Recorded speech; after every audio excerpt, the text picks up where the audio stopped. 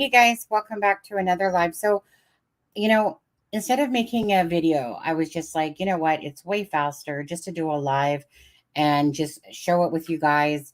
Make a video, which I have, in a sense, just loosely put together. Well, in the sense of what I wanted to talk about anyway. So I just thought it was just easier to do a live because we'll be doing Delphi tonight.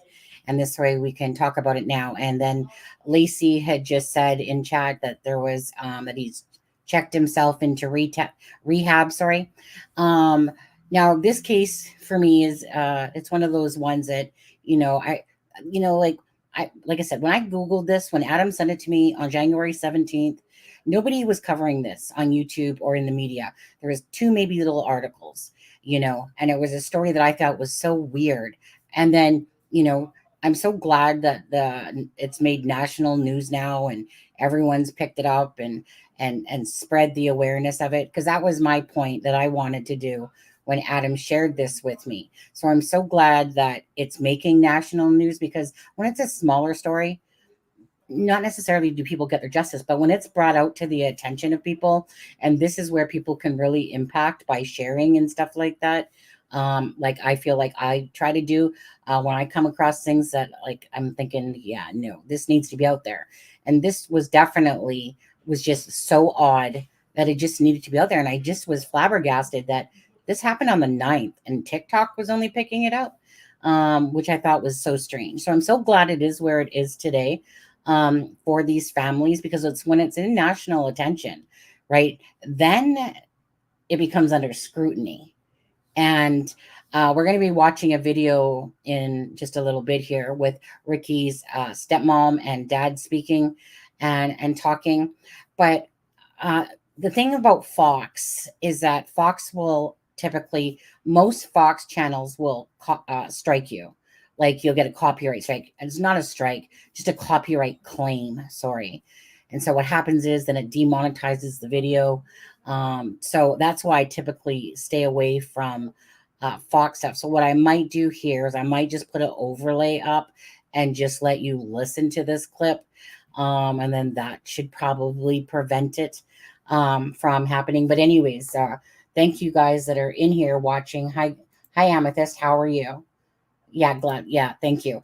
Yeah, it's on a couple of posts right now, I see. By the I think it was it News Post and Fox. And I always hesitate when I usually don't play things when it comes to Fox, because just the other day I had to take out a video. In part of my video, I had to take out a clipping that was about 4 minutes long or whatever, because it was a Fox station. But there are the odd Fox stations that, sometimes it happens within a couple of days, sometimes it happens months down the road. But Fox is like with the Tribune.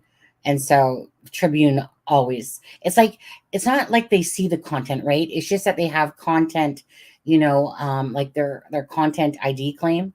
And so when it's the little caterpillars there, the little bugs or whatever, it's picking up that you're using their thing, and then it automatically will send that it's a copy strike type of thing. Not a strike. I hate to use a copyright claim. There's a difference between a strike and a claim. News stations will give you just a claim, or if you have a music claim. So that's why I'm going to try to get away with just putting an overlay over it and let you guys listening to the clip with this one, just because I only found it because Lacey just talked about it. So you know what? Let's do that. And if it gets the copyright claim, I'll just have to remove it, in the video, whatever, like I typically do when that happens on there. So this was something. Before I actually play this, I want to say something. I don't know how many of you guys that have been following this case and you're trying to look at the different scenarios of Jordan Willis, because it's truly his behavior and the words coming out of the lawyer that are really confusing and conflicting and exactly what's happened.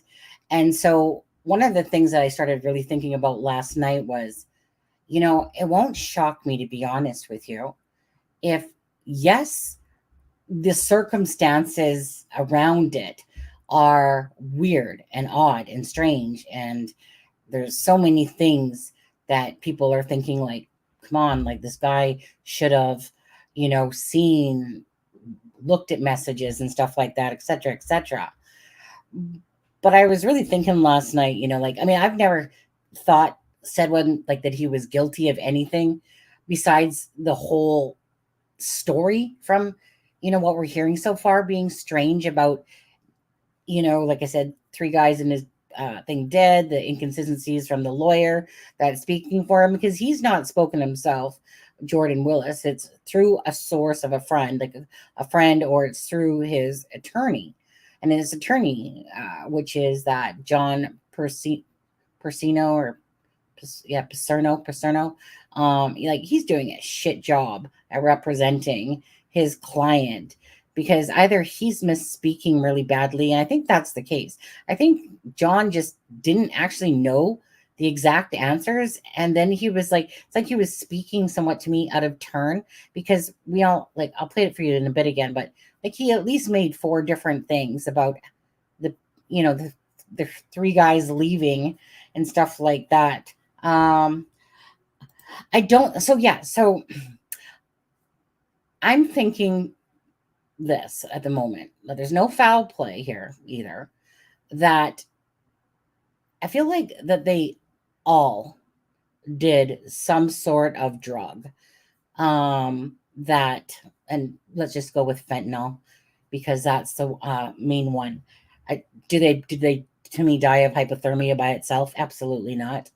um but I was thinking that they all did something, and that Jordan basically, in a sense, got lucky and he lived. And I don't know about Alex Lee that was there, whether I mean, because he's the one that kind of has the rap sheet of drugs, right? From, like, the ones that are at least charges shown against him. But I'm thinking, like, all those oddities just might be true, and that he, like, legit had nothing to do with it, in a sense. And, but it's the fact that they took something to mix with alcohol and then being outside, that literally, that possibly, that simply was true, you know, even though it looks so strange. Well, you know what? We're right, and that's exactly it too. So I'm going to put an overlay up, right now, okay? And then I'm going to play this interview here. Hopefully that will. Let me just go to the comment, take this down. So let me hit that. So you guys seen the older gentleman talking? So let's just hit play to this. Say you get two new emails, Daddy. one from a legit-looking business. Let's try this again. I'm just going to go back and forward on this.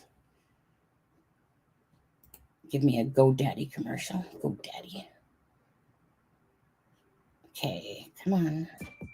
Say you get two new emails, one from a legit-looking business and one from whatever this. Okay, skip it. A Missouri man whose three friends were found dead in his backyard after the Kansas City Chargers game is reportedly depressed over constant speculation that he was somehow involved. A close source telling Fox Nation, not only is the whole country accusing him of murdering his one guy who didn't, murdering his friends without factual details, evidence, or any charges at this time, but he also lost three close friends. So what happened? Here with reaction forensic pathologist and Fox News contributor, Dr. Michael Bodden. Doctor, good morning. Good morning, Steve. It's so puzzling because Mr. Willis, of the four people who were in the house that night, there was a fifth, but he left at midnight. Of the four people, he's the one guy whose house it was and the one guy who didn't die. Yeah, but it sounds like from what's been released so far that he slept for a long period of time. You guys can hear this okay, right? All four of them took something that made them pass out. He passed out indoors and slept it off. They passed out in the cold weather and snow, and within an hour, the body temperature would go down from 98 degrees to 80 degrees, and the heart rhythm goes awry, and the person dies of a cardiac arrest because of the cold, hypothermia. And the toxicology will be very helpful, because the toxicology will tell us the level, what was present, and the level. This may be just a recreational level, and they didn't die of a drug overdose. It's so puzzling because it would be one thing if it was one person, but the simultaneous deaths of 3 people? You're absolutely right. The most common simultaneous deaths are caused by carbon monoxide, but that's indoors always. Right. Outdoors, you don't die of carbon monoxide. And that's why I think that they took something that drug users commonly. You're saying they all took all something. 4 may have taken the same unknown. They may not have known what was in the material they were taking, and they got confused. They passed out. One passes out indoors and sleeps it off. The others are outdoors and die of the cold. And I'm sure the police already know. They were at the scene. They got information from the scene, what was used and not. I'm sure this Willis person is talking and cooperating with what he knows. The police are looking for whoever supplied the drug, and when they find out, they'll release the information. They know the cause of death. They know what the toxicology is by now. So the cops, the KC cops, are playing it close to the vest so as not to tip off whoever might have supplied. That would be my impression, yes, because the medical examiner stuff is finished. Yeah. What, and we are purely speculating because we don't have any inside information. I don't know if you do, but what sort of drugs could they have taken to do this? Well, there are many different, about 20 different kinds of fentanyl analogs, and some of them do cause rapid fainting, really passing out, fainting. Knocks you out. At a recreational level, and that's part, they sleep it off. Do people buy it for that purpose? No, but they know that if they take, that most drug abusers, these are not chronic users, but most people who use drugs know that if they pass out, usually, almost always, they'll sleep it off and come through it. You don't die every time you have you pass out. Yeah. But then they wake up, and that's part of what they're going through. Right. Especially with the narcotic drugs. Sure. And real quickly, I'd read some reports, friends, family members of the people who died, they go, this guy didn't use drugs. But if they are drinking, first of all, sometimes you do stuff. Alcohol and drugs, and there are no natural diseases that would cause 3 healthy persons to die simultaneously. So there's no natural disease, no criminal stabbing, shooting, or anything. I think it is alcohol and drugs probably that cause them to pass out and they die from the cold. Nobody knows more about this stuff than you do. Dr. Bodden, thank you very much. Well, okay, so I can come back here. Let's see here. Take off my overlay for that. And okay, so actually I'll take that down. Oh, I need to put my banner back up too. Let's do that first. I feel naked. There we go. And then I'll put up this in a second. Okay, hold on. I gotta turn that volume down. Yeah, the video, you guys, itself, the volume was only about half. So when I turned that full up, but I had my thing up 90, like 100% on there. Actually, I better let this play out just for a second because it looks funny. Okay, there we go. Okay, so let's come back to you guys on there. So he checks himself, whatever, into rehab. And yeah, at least it's, what are you guys saying there? That didn't occur to me that potentially could have slept it off if they were indoors. Yeah, you know, like I said, last night I was sitting there, you know, because I'm kind of going through all the scenarios, and I knew that, or at least I felt like that, because it was deemed as non-foul play and there wasn't this crime scene, you know, type of thing, that there must be something that they, you know. And because the autopsies, you know, have been done already. We haven't got the toxicology back.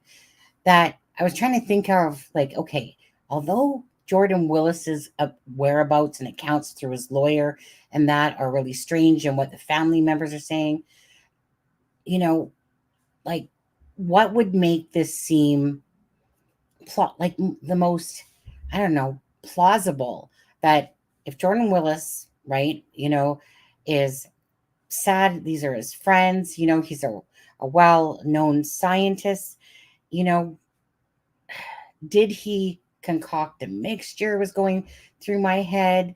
Because at the end of the day, too, kind of like what they said there at the end, I caught, is that, well, okay, like, who supplied? If it's to do with drugs, and, like, did somebody supply it? And if so, who supplied it? So like I said, there was the fifth guy, named Alex Weimer Lee, that was there. And he said that when he left, that they were watching Jeopardy, playing games. Now, again, I want to say that they were not watching the Chiefs game at Jordan Willis's house. They had already watched it all, and then they were invited over to Jordan Willis's house, and that's where they were playing video games and drinking, whatever. So although Alex Weimer seems to have the history of drugs, I'll show you something in just a bit here about, it's kind of like, maybe it's not really what it seems. So kind of like this older gentleman was saying in this interview, okay, you're just trying to think of, okay, so he ended up on the couch, got tired. So did the guys just, when they left the house, did they just simply, go out to the backyard? Because, at least one of them I know smokes. And obviously this wouldn't be caused by hypothermia by itself, to me. And I don't think anyone else doesn't really believe that. Too many people, let me put it this way. The experts don't believe that this was like hypothermia, like they just went out back and died because of the cold weather. Just a quick thank you for your Court TV live. Oh, thanks, Jenny. Thanks so much. Yeah. It will be interesting tonight to see the rest of that, the interview and stuff like that. So again, we'll be covering Delphi tonight and going over, well, whatever is available. So if more Court TV stuff comes out and stuff like that, and discussing the Delphi, could it be that could it be a boys game gone wrong? Honestly, this in a nutshell kind of sounds to me like that they were drinking, enjoying themselves, playing games, and three guys end up dead in the backyard because of substance that was taken. Thank you so much, Lacey. Appreciate that. Thank you for covering the story and your hard work on videos and lives. Thank you so much. I always, and I hope anyone that's new watching this and whatever, for me and Adam personally, but I'm just going to speak for myself because I don't want to speak for Adam on this, but I know it's true as well for him. We always do everything from our hearts. Whether we get 30 people in the live or 2,000 people in the live, which doesn't happen. It's just about trying to cover something and bring it to someone's awareness. Like, okay, so earlier, I know it was just kind of joking around, but, and I would never, I'm not the type of person to do this. I don't clickbait. I don't play those games. In the interview, I literally had Librato's face on the thumbnail. And if anyone had already watched the interview, they knew exactly what that meant. It said, Richard Allen, 100% innocent. And then it said, whatever my title was there. God, I can't even think of my own darn title. But anyways, there was 3 things on it. And those were all the 3 things that were in the video. When people accuse somebody of clickbait, even though I know in here it was just kind of like clickbait, Sunny. No, I don't play those games. But clickbait truly is when you have a title and then your video really has nothing to do with it. Or when, that's basically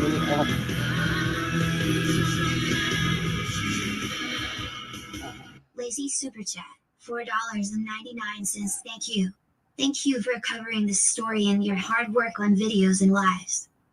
There we go. Thank you, Lacey. Yeah. So did I think that obviously taking the words of Vibrato and putting them in the title was going to grab people's attention? That was the point, is that you want people to know that there's new information out there, and hence why it wasn't just that, it was 3 other things. So like I said, even though it was just kind of like, I think CJK said it or something like that. And then I think Charmaine made a comment to it. But like I said, I don't play the clickbait game, but a true clickbait is when it has nothing to do with it. But there are people out there that do make titles, and then they'll be like, like I've seen a few titles lately with regards to this case, and it's like, he was poisoned. And it's not even like a question mark. It's like he poisoned them. And that to me is a bullshit title, because what do you mean he poisoned them? Was he poisoned? Question mark. That's when you talk about it, but not to sit there and put a title that says he poisoned them.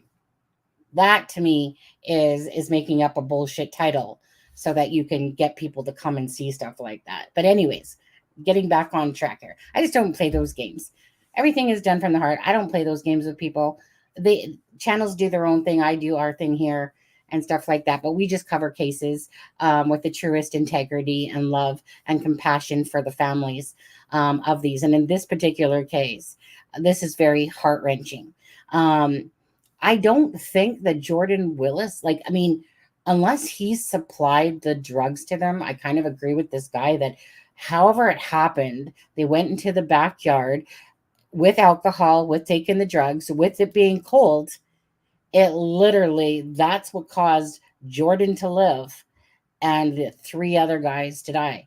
And so unless something happens where, he gets charged for, and I'm not saying that he did, if he concocted some sort of thing, or maybe he didn't, maybe they just got it from somebody else, and maybe charges will pend, or maybe they won't, because again, it's one of those things. They died, but they were also outside and they were also drinking. But, but who knows? Sometimes you never know with these cases. You're in Belgium? Ooh, I want some of your chocolate, but I'm diabetic. Opinions on Delphi, but I rewatch often. Thanks, Jenny. And yeah, same. I do too. They catch me sometimes. Sometimes I'm just like, should have known. But anyways, let's play. This is going to be about 20 minutes worth, and I'm going to play it, and we'll talk about it as it's going along, as we hear things. I just kind of put the 3, I think, News Nation things together about Ricky's parents talking, or the stepmom, because his mom's real name is Norma Chester. The stepmom's name is Linda Johnson. And so in this, like I said, there's 3 interviews, and then we'll get into Alex Weimer as well. Did you see the video of Alex in his boxers, no shirt? Yeah, that's the one that the neighbor took, if that's what you're referring to, Lacey. Yeah. We saw that a couple days ago when it came out, actually. Actually, the thing is that I really saw that one I remember when it came out, I was lying in bed. It was probably maybe 1 o'clock, can't remember, 1, 2 in the morning. I saw it when it first came out. I just couldn't be asked to get up and make a video. My husband's sleeping, type of thing. So it's one of those things, like I said, if I cared so much about the dollars and cents of stuff, my ass probably would have been out of there going, did it? But I was like, I'll talk about this tomorrow. But so that's the one I believe you're talking about. But I think in my decision, you have a heart. I remember your memorial did do for others, and I appreciate that. Thank you, Jenny. And you know what? I absolutely plan on doing a tribute video for these 3 gentlemen as well. Because whenever I feel it, like I want to do something, it's my way of taking whatever I come across, in a sense. And again, there's a video that will be in this video that, that is when the moment I was like, I'm gonna make a tribute video for these gentlemen at some point soon.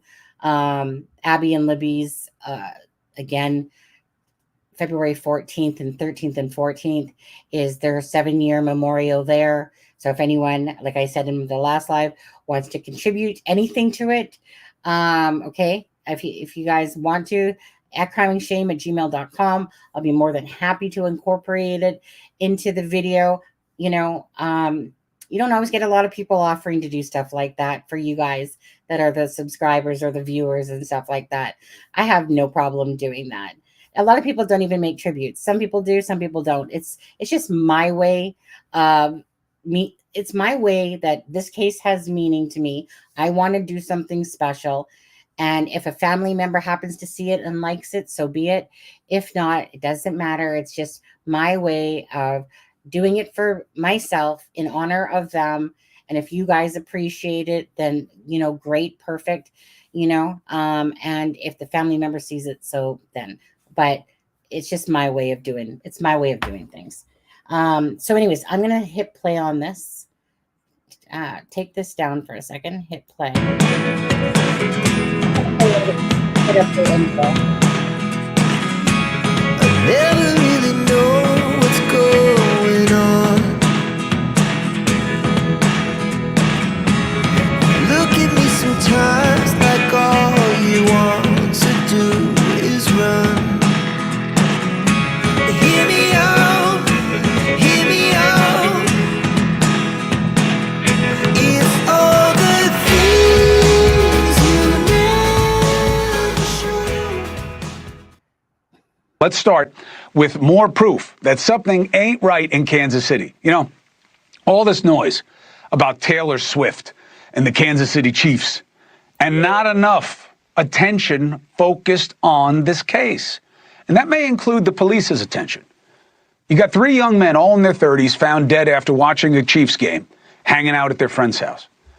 But their bodies were found frozen 2 days later, not in the house, in their friend's backyard. And it wasn't the friend who found them. His name is Jordan Willis. He claims he has no idea what led to their death. But it does seem that cops initially were not so sure about his story. You seen this video? It's from a neighbor's phone, I think. Appears to show Willis in cuffs outside the house. That's him and a dog. We have some questions about the dogs also.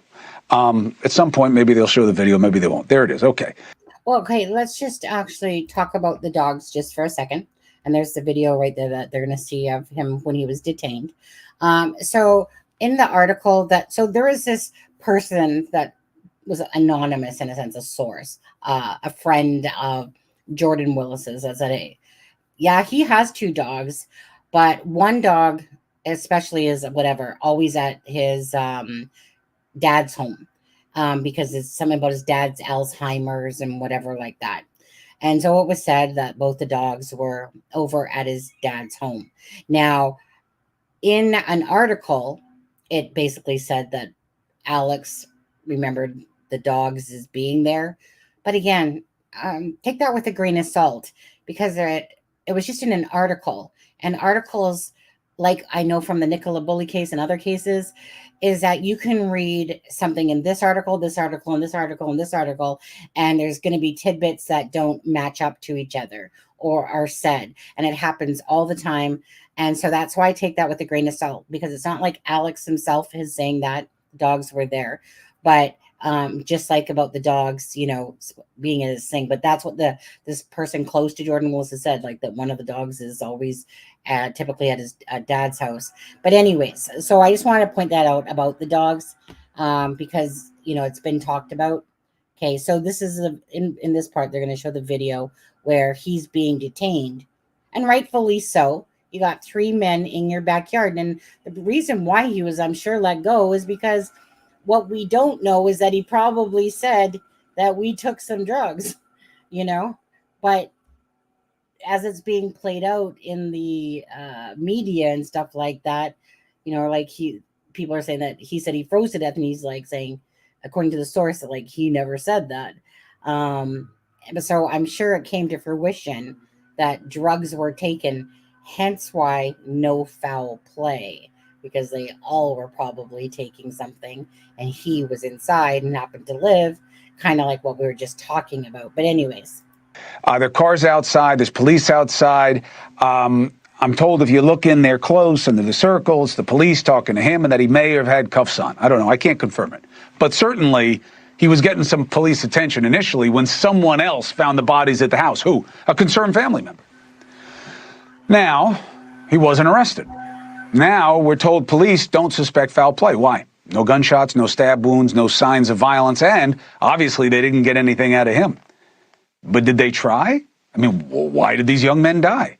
It's going to come down to the toxicology, especially if Willis or another can't or won't explain what happened in that house and how they wound up outside and eventually dead. And the wait has been an eternity for the families, not helped by their claims that police have not been talking to them at all, ever. Now, you can say, let them investigate. Listen, I've been doing this a long time, okay?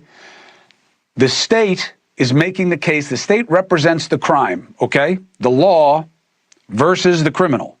The victim, okay, is now represented by those families, and the authorities always talk to them, but not here.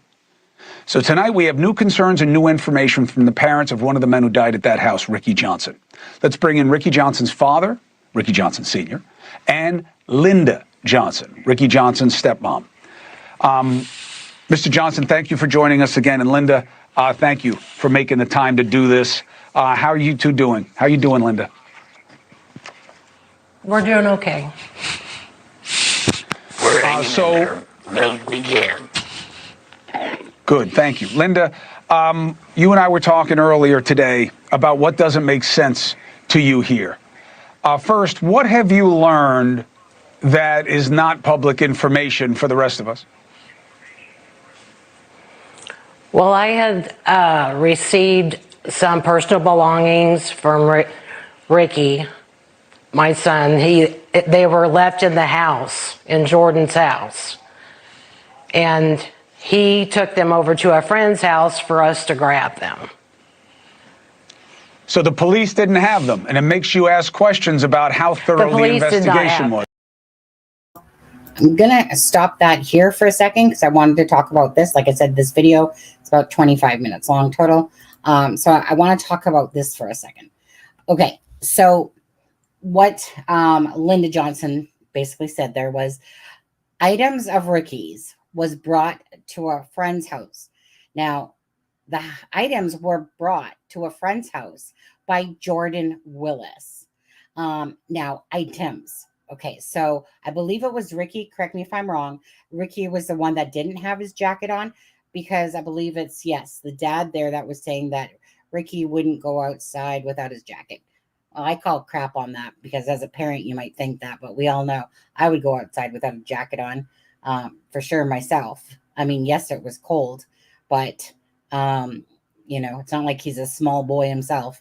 But bottom line is that it was items. So in my head, I'm like, okay, so if Jordan Willis is so guilty, do you honestly think that he would be bringing these items over to a friend's house to give back to the family if he was so involved in this, some sort of conspiracy with their deaths or trying to hide stuff? I don't think so. I don't think so that he'd be so willing, you know, but it could have been that it was a jacket. We don't know yet. I mean, I did send a message to Linda Johnson on Facebook to ask her whether she answers me back is a whole different thing. You know, I haven't seen an article and I don't know if you guys have, but we've heard it said that there was keys and phone or whatever in the home as well. So when it says items, it makes me wonder if by chance, you know, there was this keys and phone in there as well. But anyways, it said items. Okay. So that's what they're referring to. So I'm going to hit play back again. But I just don't think that someone that's so guilty is going to sit there and go here, you know, bring the items back over to a friend, you know, type of idea. I don't know. Is correct? Right. They were left in And- Jordan's house, yes, and the police did not grab them. And what does that mean to you? It just means that they weren't thoroughly looking everything over in the house. They weren't looking at it as a crime scene. Now, the good piece of news that I want to let people know, so it's not just all negativity here in terms of getting you some answers. Tomorrow you have a big meeting. Who's it with and what does it mean to you?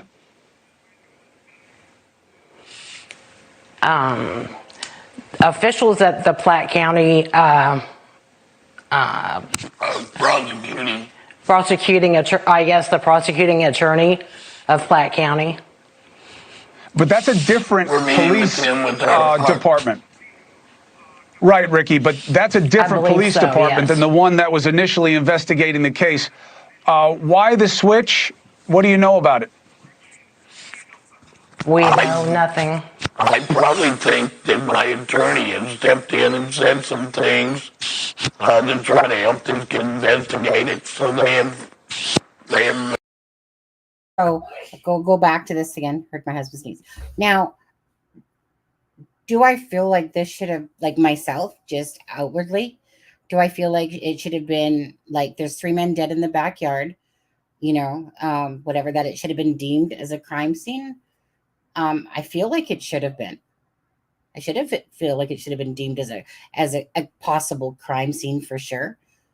Because at the end of the day, like, again, if somebody gets charged with giving these gentlemen or these drugs, I don't know. Like, do you guys think it should have been deemed as a crime scene? Thank you, Jenny. Google ads. Key product changes are coming and existing. Okay, blah, blah, blah. Okay, but do you guys think it should have been deemed as a crime scene? Like, I know we don't know all the information, but they're saying no foul play. But that's not with having the toxicology report back. So how do you deem it as no foul play when you don't even have the toxicology report back? And it was like right away that they deemed it as no foul play. Just so what? Because Jordan Willis says that, let's just hypothetically say that Jordan Willis says, well, yeah, we took some whatever, to me, you would cordon off the area and investigate it. So this is what is kind of being said here, is that Platte County is where it happened, in Missouri here. And so, like they said, it was a different, police, whatever, that were investigating it. So now they have a meeting, they're saying, with the prosecutors in Platte County, because I think they're taking it over. And again, and I believe it will probably more be about an investigation. I guess we'll have to wait and see.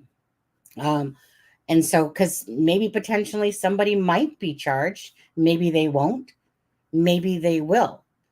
But it's still odd to try to figure out in your head, like, Ricky didn't have his jacket on. Now, if it's true that there was keys and phones inside the house, I would really like to know the truth of that, if that is true or not. But, typically if somebody has their coat, unless they're you get it, people have been drinking, and if they're doing drugs to go with that, then they could, the other day when I was at the, last week when I was at the dentist, it's like, I don't usually almost ever forget anything. And all of a sudden, I put my umbrella down, went to talk to the reception, and then I go over to Shoppers, and I get right near the gate of where I have to go into my apartments here. Like, there's a little bridge that I cross. Anyways, it started raining, so I started looking in my bag for my umbrella, and I'm like, crap, I left it on the thing. And so it's not unbeknownst someone to walk out of somebody's house with forgetting something. But I always kind of pictured it in my head that basically the guys went out the back door, because you have maybe, I don't know. I know that one person smoked. Maybe a couple of them smoked. They went outside to have a smoke. They had taken some drugs. They had been drinking, and they were outside. And like I said, it all just kicked in full force, um, with the coldness adding to it. And meanwhile, Jordan is in the house. But the thing is that obviously his attorney is saying that he left out, like that he escorted him to the front door. Then he's saying, and then I think the last one he says is when, well, you know how it is when you go to sleep and then, like they're still hanging out and, type of thing. And, they'll leave when they want. Um, well, that's what I think. Like, I mean, we'll see how it plays out. But I mean, when three guys are dead in a backyard, one would think that a crime scene tape would be put up everywhere. It doesn't matter, right? It's not normal. And kind of like what that one guy said too, right? And I didn't feel like it was the same. But typically when you hear multiple people dying, it's because of carbon monoxide poisoning, which happens inside, not outside. So it became, what are you left with? Okay, some people are saying hypothermia, by itself, no. Included with other things, sure, the coldness and alcohol and drugs affecting that, okay, different story. But not just by hypothermia itself, because it wasn't cold enough to die. Not three guys all at the same time. And so then it becomes, okay, well, like I said, well, what's left, right? And so if you have like all three factors contributing to this, but like, how do they know this? Like, again, they've detained the guy. There's three guys dead. Should it have been a crime scene right away? I would think so. How many times do three people drop dead in the backyard? And then basically they're calling no foul play right away. And there's no toxicology report back. Like I know that they say that they do like almost like a mini toxicology report when they're doing like the autopsy or whatever it was. But maybe that's why. But until the full toxicology report comes back, I just don't think I'd be putting it out there that there was no foul play until the toxicology report would come back. And then they could release to the public, like, look, we've investigated this. There is no foul play here. We got the toxicology report fully back. There you go. Well, there's two still alive, to be honest, because Alex and both Jordan, right?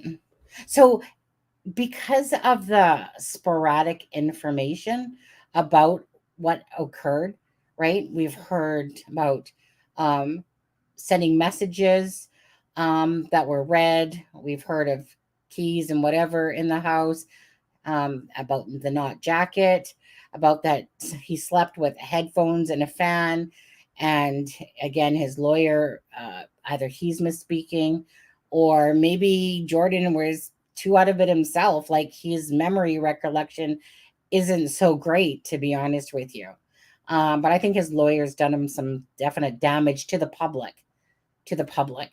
And I really don't I feel like this is going to come back, that if Jordan did anything, I think that the other stuff, as ridiculous as it sounds to the ear, that it very well might actually all be true.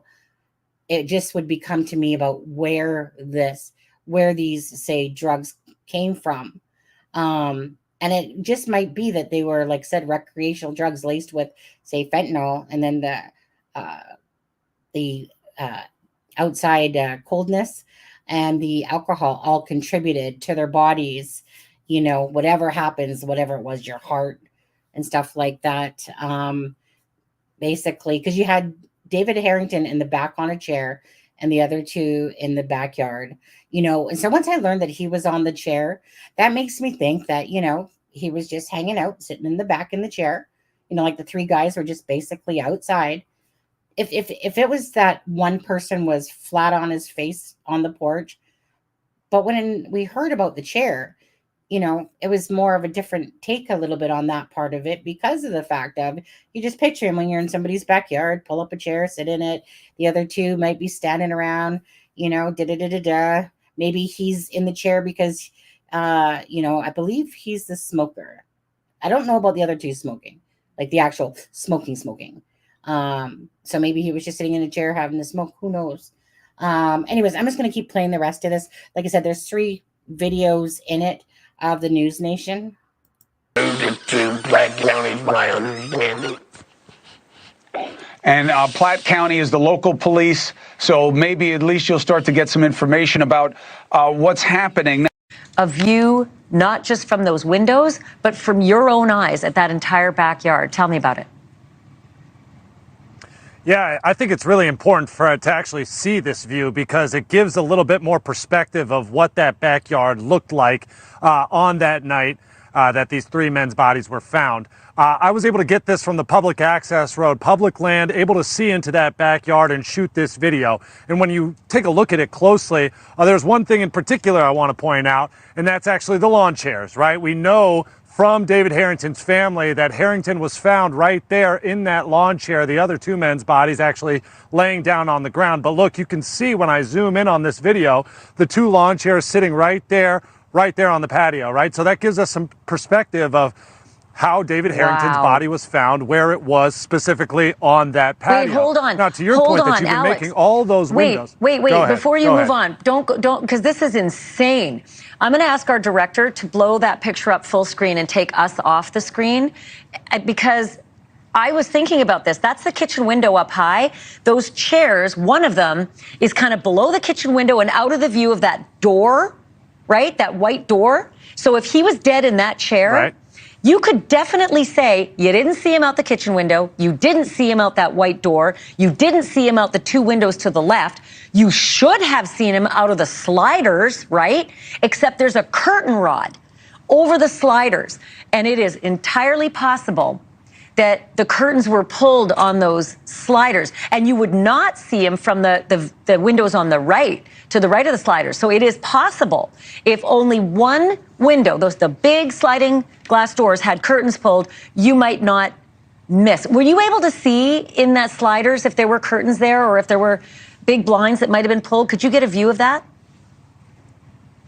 I couldn't say for certain to you, Ashley. What I can tell you is that almost all of these windows have some level of blinds on them.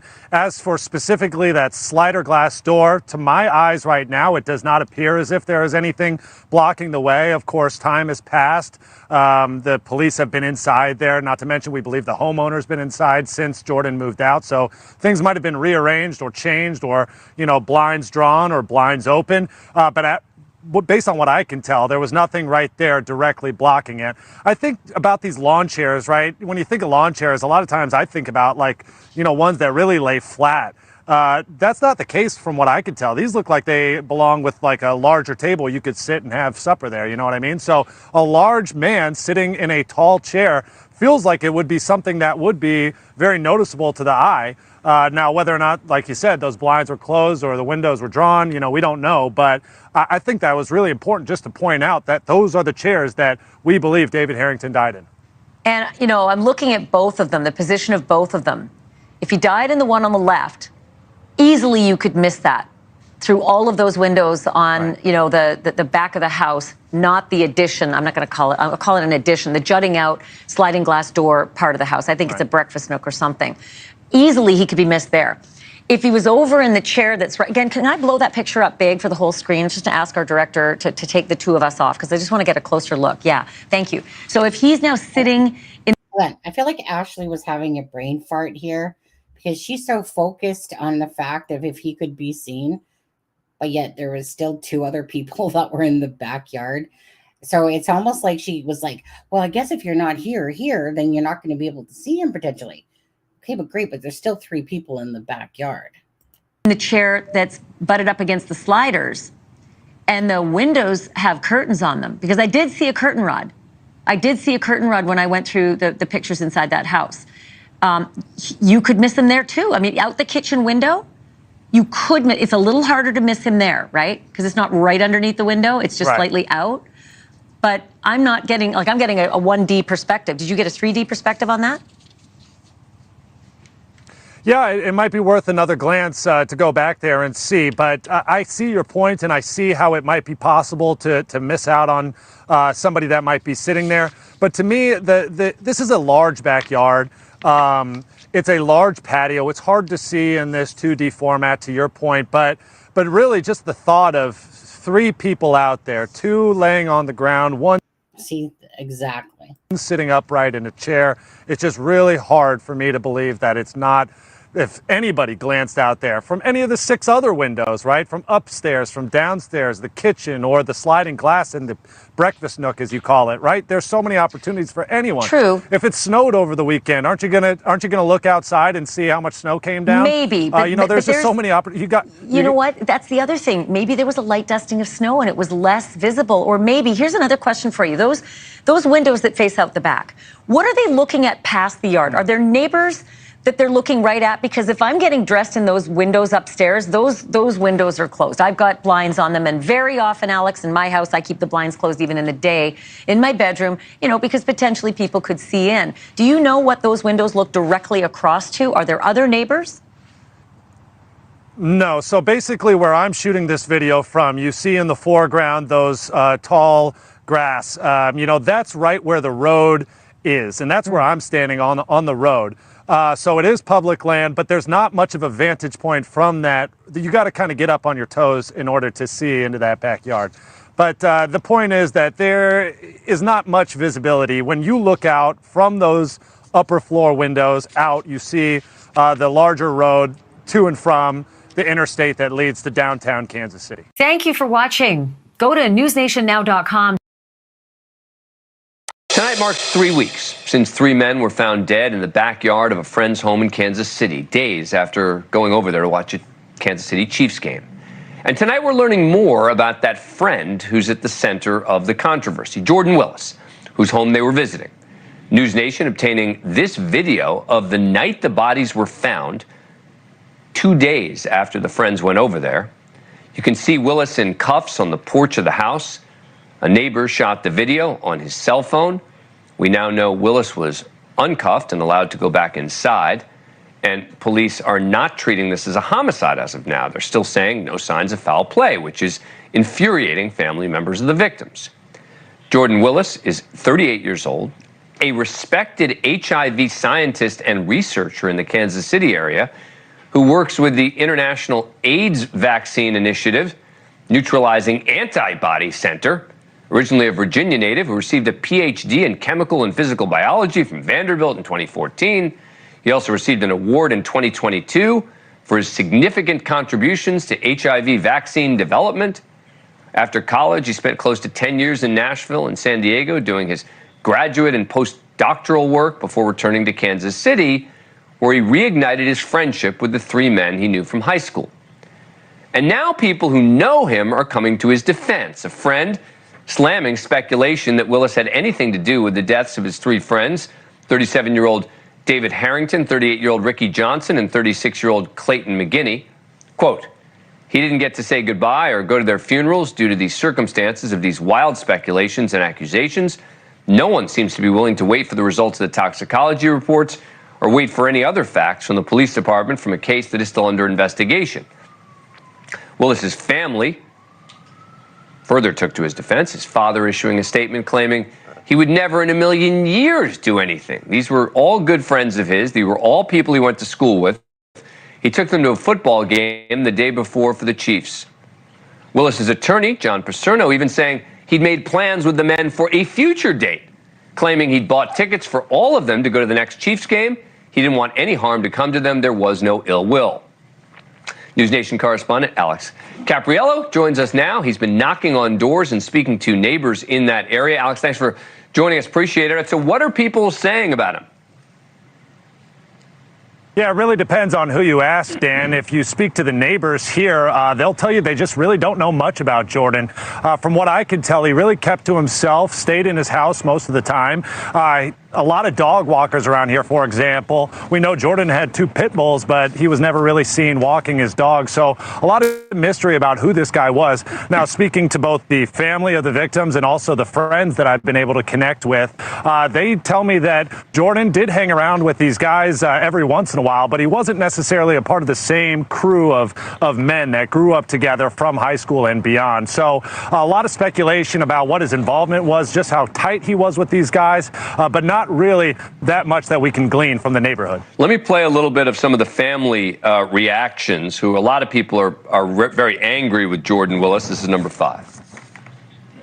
Last time he saw him, they were leaving the house, but he didn't know that they had left, so that doesn't make much sense. I think a lot of people know more than they're saying. You can't tell me he didn't know those drives were back there in the backyard. How do you not know there's 3 dead bodies in the back porch?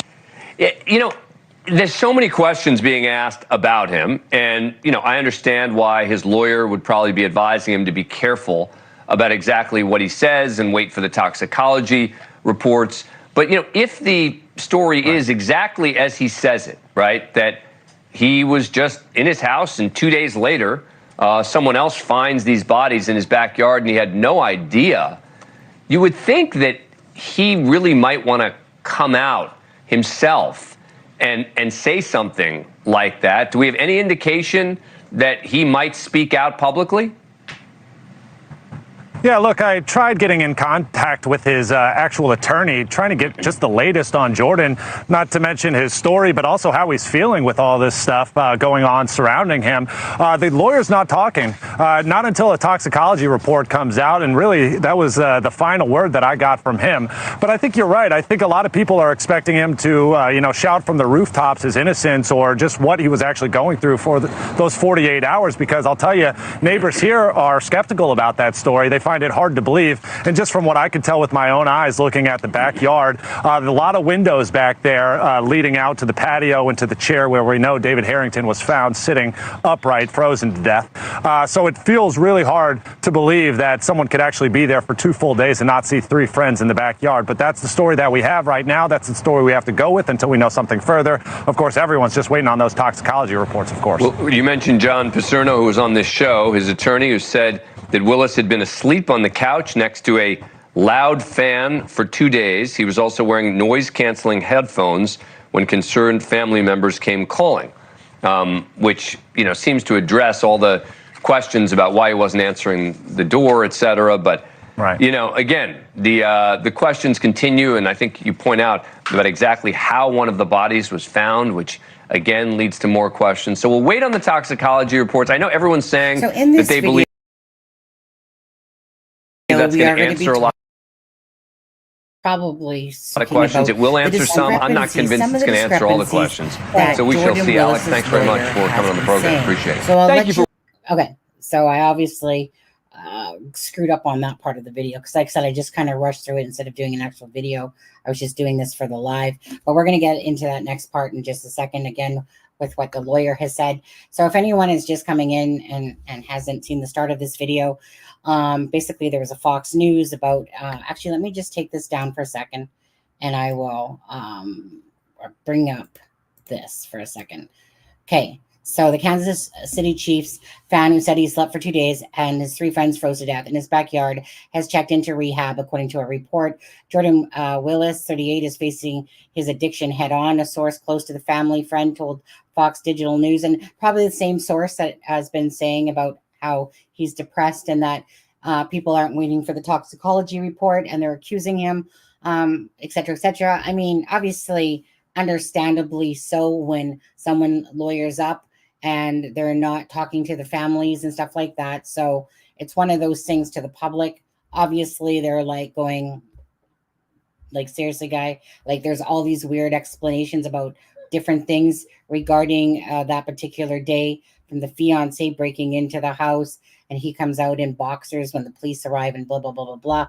But anyway, so calling the deaths, his friends, an enormous wake-up call. And I'm going to guarantee that I believe that this was an enormous wake-up call. So we'll get into that in just a sec. After the shocking loss of his 3 close friends under extreme tragic circumstances, Jordan recognized that he had a problem with the addiction. Okay. So he had a problem with addiction. Okay. The source said, without elaborating on the exact nature, he immediately checked himself into a rehab after vacating his home and putting things into storage. The bodies of Willis's friends, Ricky Johnson, of course, remembering the victims here, 38, Clayton McGreeney, 36, and David Harrington, 37, were discovered outside of his Kansas rental home on January 9th. Now it says the source is saying that Jordan recognized that he had a problem with addiction.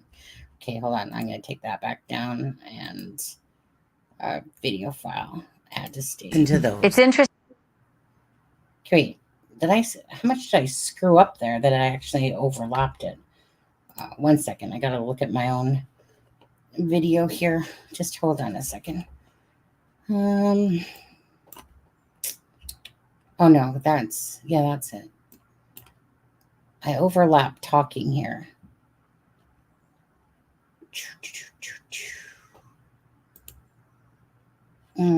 Just give me 1 sec, guys. 1 sec.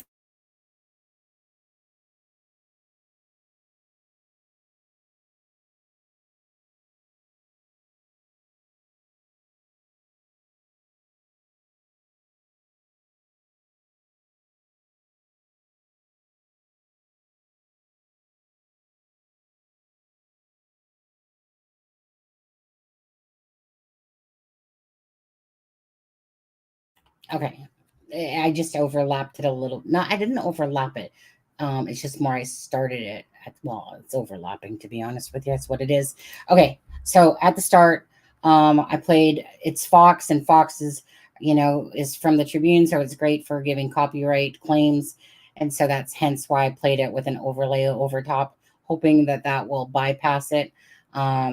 Type of thing, because I don't like using things from Fox News Nation, Court TV. They don't copyright strike you. You're free to use their stuff and all that. So the thing is that this, again, I've been trying to think like everybody about the scenarios of this case and what would make sense. And as ridiculous as it sounds about him sleeping for 2 days, it makes sense if he took drugs himself, that he slept for 2 days and he's probably like freaking out of it. And I believe that's the case. I don't think that Jordan Willis, after thinking about this, even understanding, right, that there's all these weird things, but I think that we're hearing bits and pieces. We're hearing the family saying, look, we sent messages, they came as read, but we're only hearing that as like almost like third party stuff, like a friend is saying that they sent messages there and and that they showed as read. Well, I want to tell you something. On Messenger, if I have my computer open and I'm on my iPad and I have Messenger open, for instance, Mustang or Deb, they're going to think that maybe I read their message when I truly didn't, because it's open on both instances in a sense. So, I mean, that happens all the time, is that the computer, I'm not even at my computer, but my Messenger is open and it might be in the chat or whatever. But anyways, so that could have simply been what happened in that case. Maybe not. Either way, I was thinking to myself yesterday, what if all of the stuff that's been being said, as crazy and wacky as it sounds, that nobody sees a dead body after 2 days, he's sleeping with a fan, and headphones and all that stuff, that there's 2 vehicles and the thing. If this guy is out of it for the most part, then obviously it sounds like, by this even article that came out today about the rehab, that about his addiction, if this is true. And again, a close friend source, and this is probably going to come out to fruition to be true, that he did go into rehab, that he's literally probably absolutely devastated by the fact that his friends died. And we can't sit there and say how close they were or weren't. He moved away. He went to school with 2 of them, high school, according to like the parents speaking and stuff like that, like the dad saying that, and that he had moved back about 5 years. So although we've heard from David Harrington's girlfriend, like, I've never heard of Jordan, like, who, type of thing. Like, I've heard the name, but, and then she went on to say, and I think she probably maybe jumped the gun on this, because she goes, well, and I haven't heard good things about him.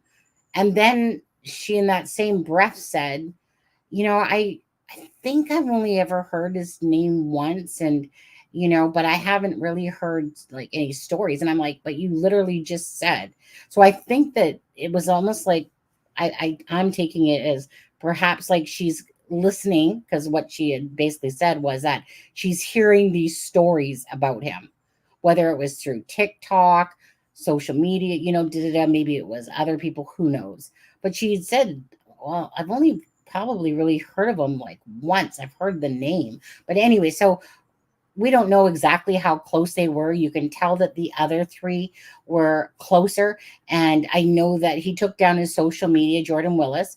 He took down like all his social media, and, lawyered up, because obviously he's being accused of having something to do with it, because by all, accounts, everything was pointing to, dude, why are you alive? How did you not see bodies in your backyard? How did you sleep for 2 days? How did you not see cars in your thing? How did you not see a jacket or phones or keys or whatever it is? But jacket for sure, since Ricky didn't have one, so that probably would have been inside, unless it was in his vehicle, who knows. But items were returned, like I said, so if anyone's catching the live now, items were returned. Ricky Johnson's stepmom said that Jordan had taken the items to a friend's house of Ricky Johnson so that they could have those items back. That doesn't sound like someone that purposely did anything.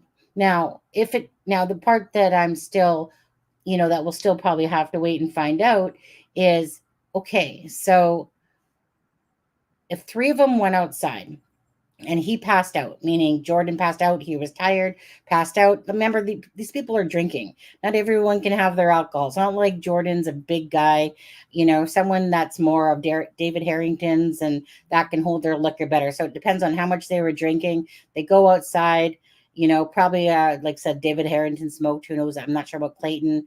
I'm not sure about Ricky, about that part of it. But if they go outside and then there's the contributing factors of that it's cold outside.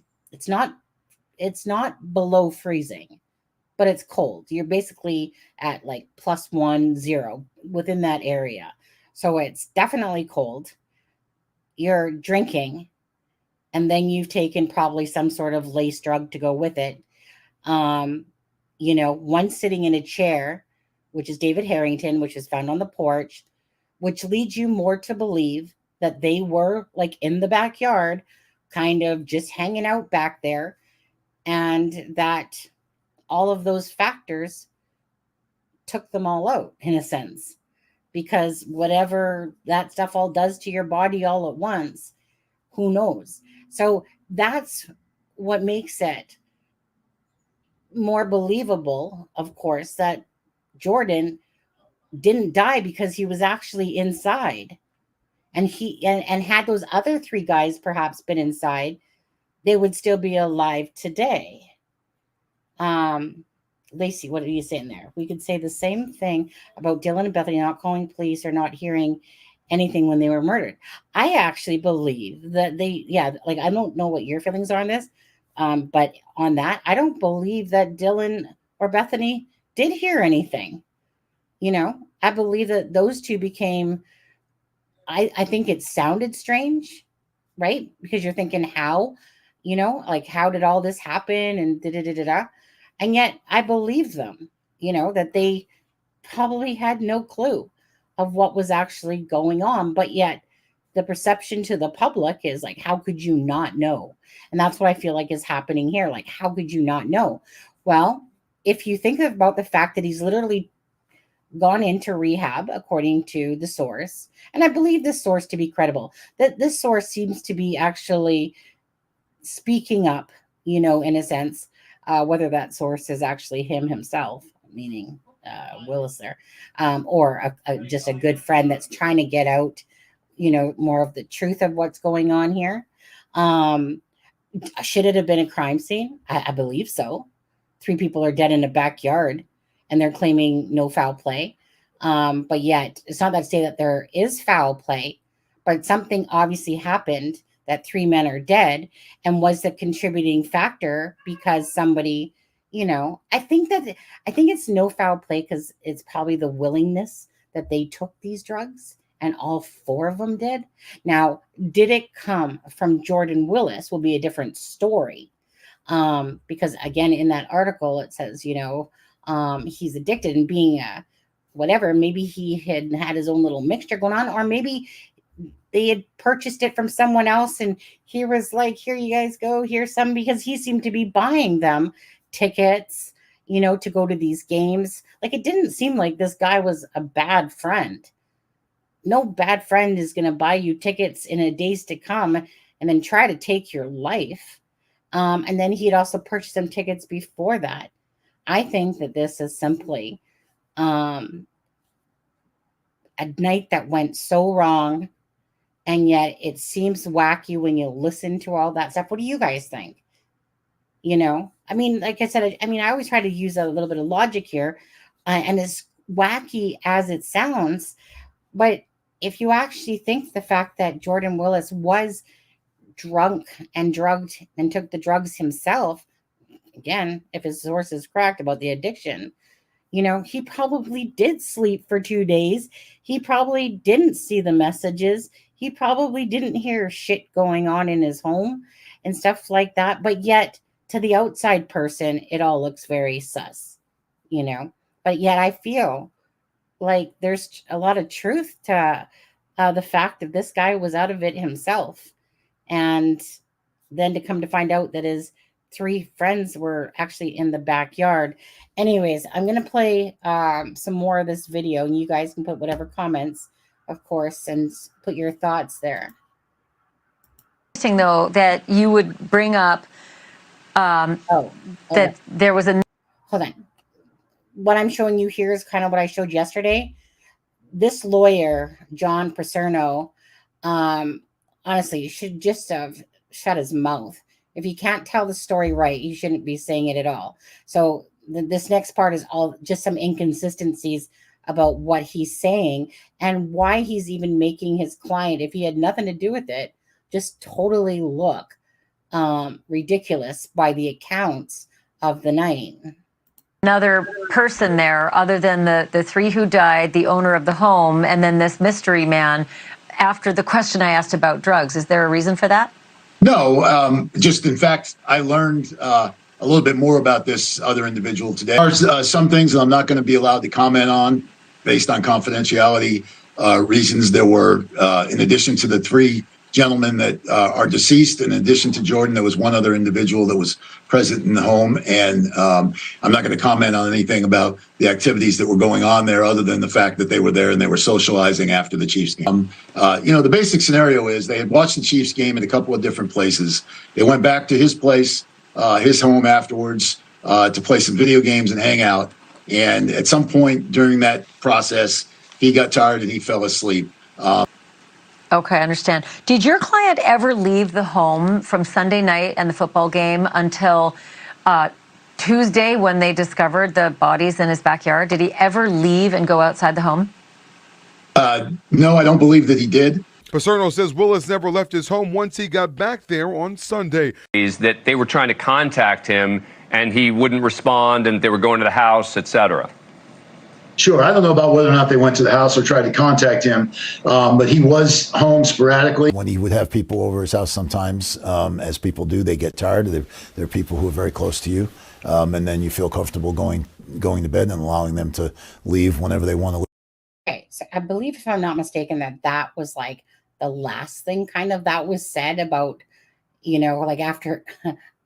I believe that this turns out to be the last thing that he kind of said. And then it's like, what? Leave. But to be clear, those 3 men left the house. Jordan saw them leave the house. He said goodbye to them. He laid down and he crashed, and they went out the front door. Yes. They went out the front door. He witnessed them leaving the front door of his house. Sure. Yeah. After he said goodbye to them, he was hanging out. He went back on the couch and he slept. When they left his home after the game, he didn't even really know which door they went out. They were in the backyard. He doesn't use that particular door. He goes out in the front. Yeah. Can I back up for a moment there? Are you saying that your client, Jordan Willis, escorted the 3 victims to the door? He showed them to the door.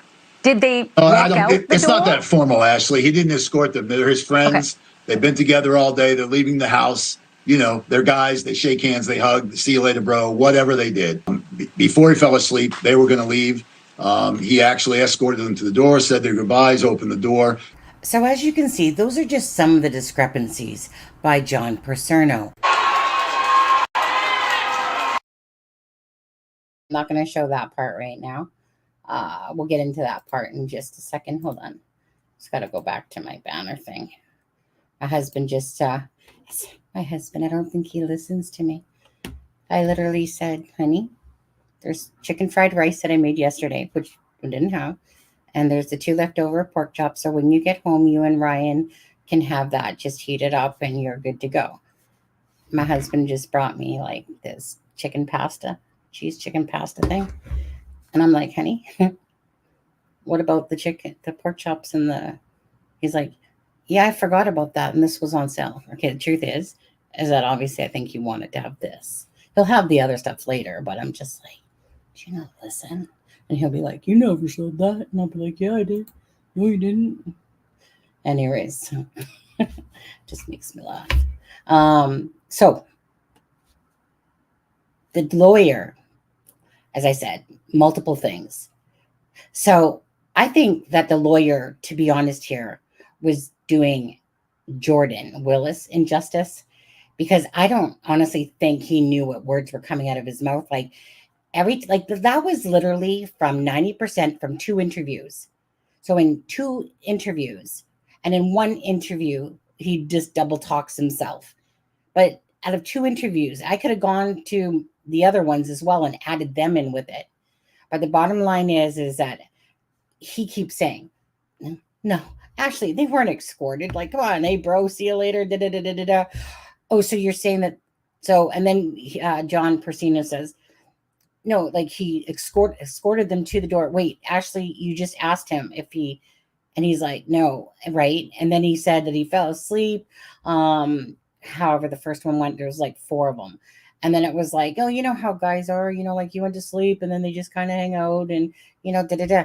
So I'm taking it myself that the lawyer didn't know, his basically 2 holes, he was speaking out of the wrong hole. Let me just say this. Instead of the mouth, he was speaking out of his butt. And it's like he was, when somebody's answering and it's like they're not really sure of the answer, but it's like he's speaking for Jordan Willis, and he's making Jordan Willis look even worse. The more he opens his mouth, the more he's well, they took it the wrong way. No, I'm pretty sure that you said it the wrong way. And when you say something the wrong way, the public's going to pick up on that in a New York split, especially when it comes to true crime sleuths. He works from home and doesn't check his phone. Well, again, Annette, this will come down to the fact of he's checked himself into rehab, apparently, according to the source, that this was an enormous wake-up call. So it would make sense probably, Annette, if you believed in the fact that he as well took drugs. So this friend is saying, yes, he has a drug addiction problem, meaning Jordan Willis. And as soon as he moved out, he put his stuff in storage and checked into rehab because it was a huge wake-up call for him. So if 4 people, so let's just say Alex had gone and left like he said he did, and, didn't know for a couple hours because of the time that it was said, that he said he left at 12 or something, or 11 or 12. And that he had left before and they were playing Jeopardy, all 4 of them. Then basically, they went to see the Chiefs game prior, not the physical Chiefs game, but they were at other people's houses. And then Jordan or whatever invited them to his place.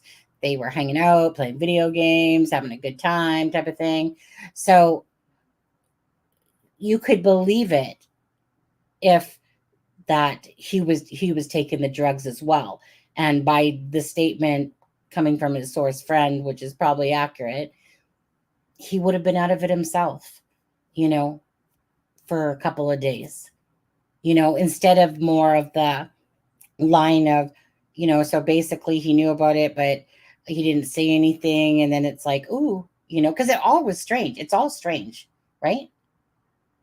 Like, I mean, it is strange, but, and I'm all for one, when something doesn't sound right to the ear, but I actually believe that Jordan Willis, unless he played a part in distributing out these drugs, but it seems it's probably going to come down to that the three guys were outside. They had been drinking. They were in freezing temperatures, and they had taken probably something that was laced with fentanyl. And it probably, all those factors contributed to all three of them dying. Like, it's not going to shock me if that's the case. Meanwhile, he's passed out because he's inside nice and warm, so he lives through it. And if the other three had been inside, perhaps they would have lived. Like, it won't shock me because of the non-foul play. But to me, it just seems unrealistic that 3 people are dead and there's no crime scene tape up. But Platte County, I guess, according to Ricky Johnston's stepmom and dad, the dad's his dad, but the stepmom, is that on Monday, they have a meeting with the prosecutor of Platte County. So they're like for an investigation, it sounds like, to investigate probably what happened. But when I've watched other experts talk about this, like the other day, like they were kind of shocked that they had already claimed no foul play without the toxicology report. Oh, yeah, it is. Looks like it's chicken and broccoli. I don't know. Haven't had a bite yet, but it's cheese, chicken, broccoli, pasta. Yeah, they're really good. They're just those pasta bakes, that you can buy. This is from Shoppers. They have this little good pasta. It's actually quite good. Share that one. So the lawyer, like I said, this is one of those cases to me that, as much as it looks so suspicious and it seems like so whacked and weird, I actually don't believe that Jordan Willis had anything to do with their deaths, unless they deem that perhaps that he's the one that handed out this, like these experimental or drugs, or whoever knows, or just might be deemed as a case where they all willingly took the drugs.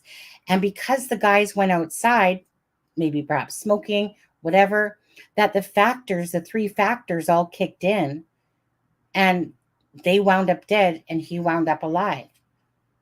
That's more how I kind of see it playing out. I could totally be wrong, but, the guy's admitting here, according to this article, again, having a drug issue, wake-up call. Obviously, he's saying, I do drugs. I mean, don't know that he wants to probably tell the HIV people that at his, because I'm going to leave it here still for, actually, no, I'll just, hold on. Where is that one? This is, this one right here. Can you guys see that? Let me just come off this for a second. I'll make that, so meet the IAVI scientists and applying new emerging technologies to one of the toughest challenges facing HIV. Jordan R. Willis, PhD, senior principal scientist, right, at Neutralizing Antibody Center, a Chef Lab, La Jolla, Kansas City, Missouri. I am a senior principal scientist and work on data science, deep learning, and synthetic biology. I work within the Chef Lab. I'm not saying if I'm saying that right, but it looks like Chef. Like it looks like a silent test, or Sheaf maybe, at the Scripps Research IAVI Neutralizing Antibody Center, NAC, to apply data science software development in immunogen. I don't know how to say that.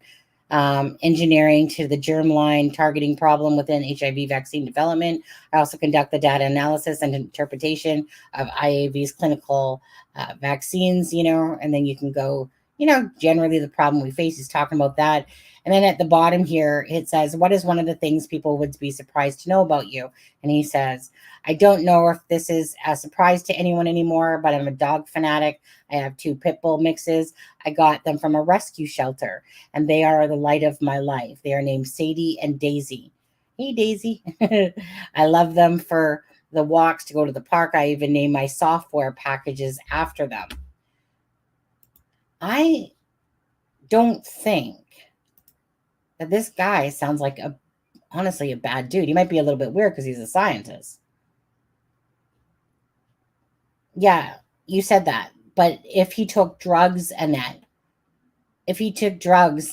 was out like a light because the other 3 men died, but he was inside warm, but he was out like a light, that wrong Daisy. Meaning it's you have to look at it from both sides as well, right? Meaning, yeah, we can look at it from all the different things that have happened. Not right, because it sounds so strange.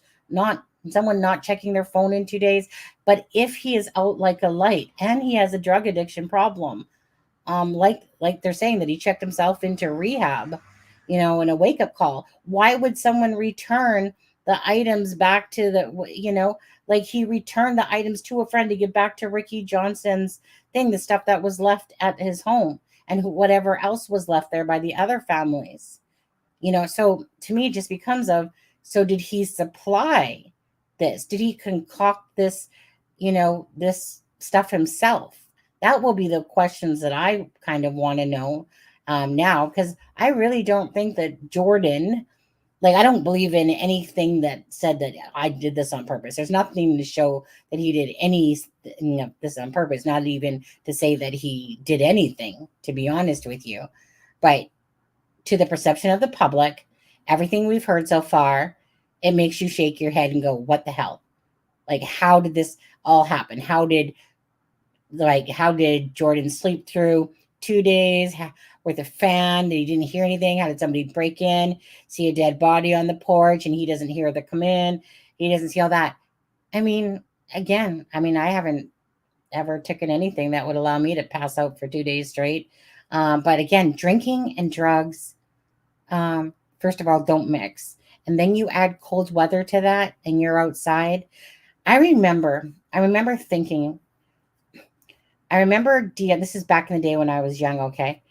So the worst thing I ever did was acid and shrooms, mushrooms. Never did anything past that. And I did weed, but nothing back then was laced with all that shit and stuff like that. Weed, oil, hash. And I remember Dion, which is a guy I was with for 11 years, abusive motherfucker. But anyways, him and Scott were high as kites. And then they started drinking. Well, I never seen two people puke up so much in all my life. All of a sudden, next thing I know, we lived on the 4th floor. And I just remember Dion, he put his face out the window that led to almost where you come into the apartment building. And whoop, it was like a freaking water flow of puke coming out of his mouth. I woke up and then there's the funny thing about this all was they literally were freaking passed out arm in arm and stuff like that. But anyways, once they mixed the booze and weed, it just made them sick. And so again, you mix drinking with drugs and then you're outside, chances are they literally just went out to the back, had a smoke. One's literally sitting in a chair. If he was face planted on the floor, I still might be more suspicious, but he's literally sitting in a chair. I do not think he was dragged out there. I do not think he was placed in a chair. I think that either they were still at the home and Jordan passed out and they went out back, have a smoke, sit down, whatever. And because of all the circumstances to what they had intaked, that this probably, is what caused their deaths. But it will just be a matter of time because the full story will come out, obviously, when the toxicology, unless now, of course, to the perception, right? Jordan lawyers up. I'm just giving my thoughts. You guys can, of course, all have your own. Jordan lawyers up and he doesn't speak to the families. And they just want answers. But I'm sure he's fucking scareder than shit. And he probably thinks he's doing things right, even though publicly, he's to the perception and he's like, what do you got to hide? What do you got to hide, Jordan? Why aren't you not talking to the parents? Why aren't you not giving them anything? And it seems like this friend is speaking up for him. And then his lawyer, like I said, is doing this guy no favors whatsoever.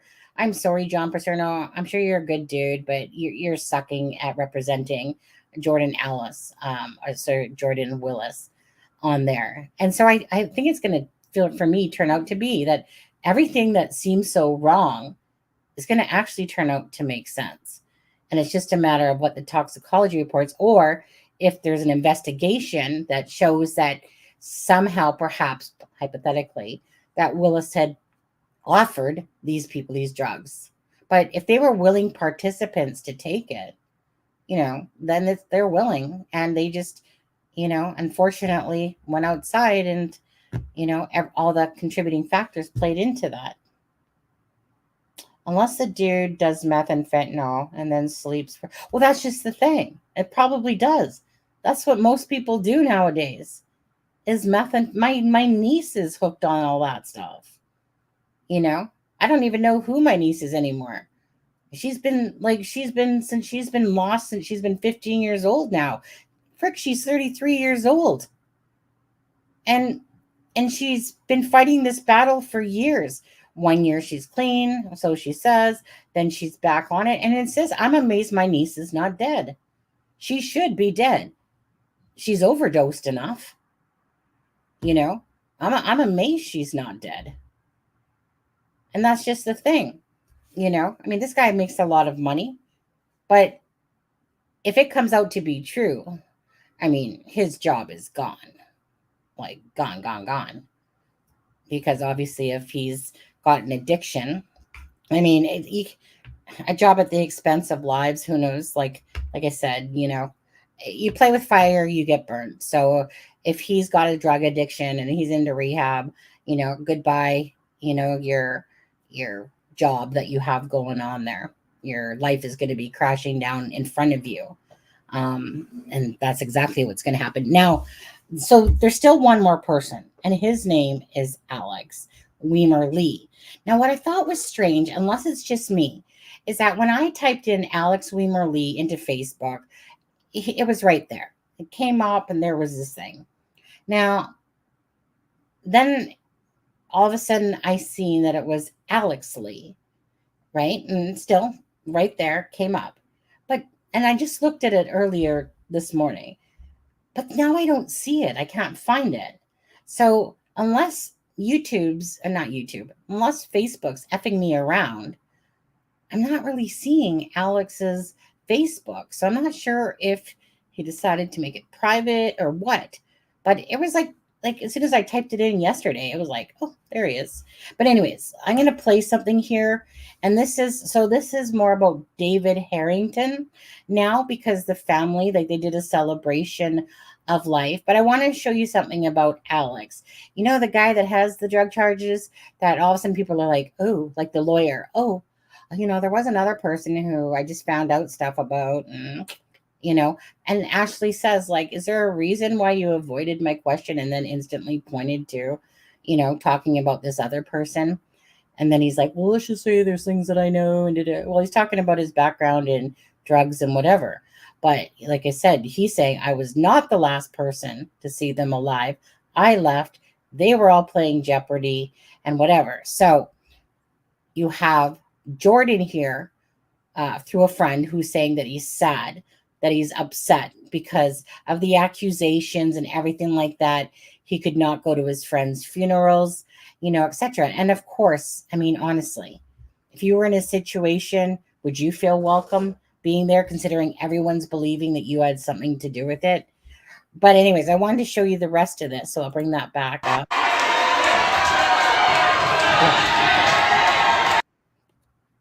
Again, this is about David Harrington, but I'm going to point out to you that Alex Weimer Lee is among those people as they're watching the game at that. But I'll just let you, I'll play it out.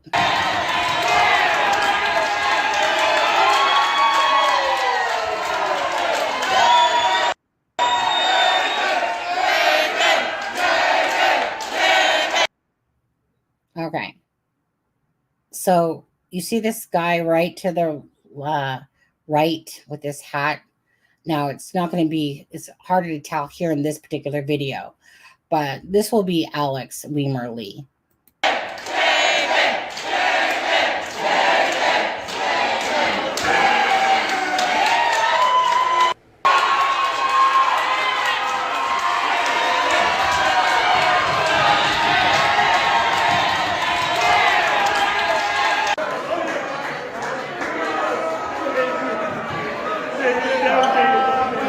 Okay, so there he is again. Even though I'm catching, it's because there's only a couple times where, you know, the person that's videoing catches him in a sense properly. And yes, his beard is more grown out because this happened a little bit on the 9th. But some of you guys can understand like his face and his, if you've looked at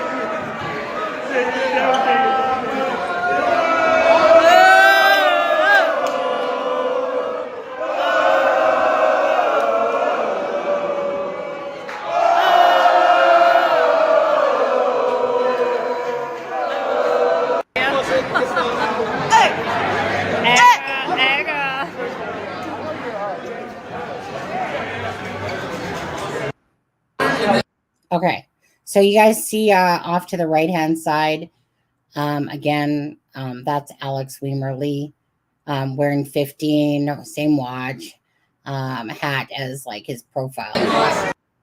It's just more like a quick little moment. So I like, well, I love you.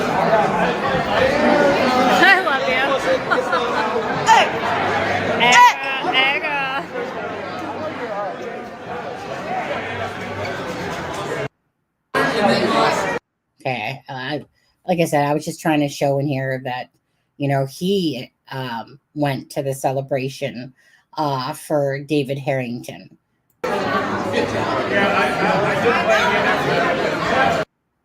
Okay, so I'll stop it there. So that's the best I could do to show you guys.